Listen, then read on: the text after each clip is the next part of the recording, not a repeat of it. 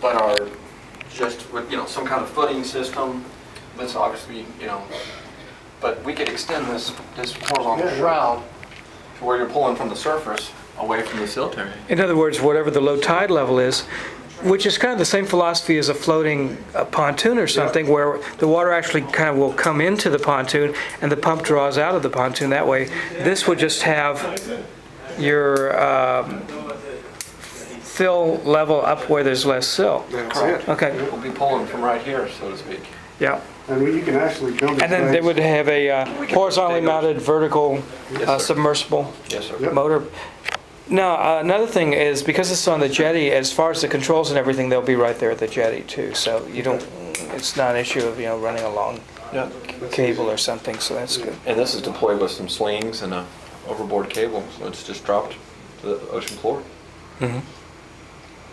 So But simple. the pump would be in here, In line. in line. The That would be our intake end. intake. Which we can extend if we want. Discharge. Okay.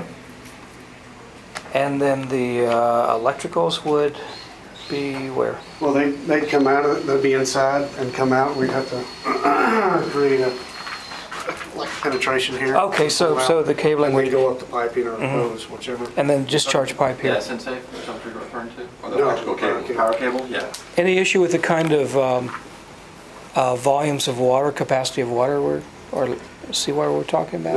No, not at the levels of 2300. 2600 is not. Even at So 50 hertz? Daily flows there. Cool. Okay. Yeah, this one obviously is probably for about 100, 150 gallons a minute, but Yeah, but bigger. And then the other thing we were talking about was an option of having something that's submersible but inside a can so that you could have your suction inlet higher up this way, and that would still be down at the bottom, but you'd have less. Right. Okay.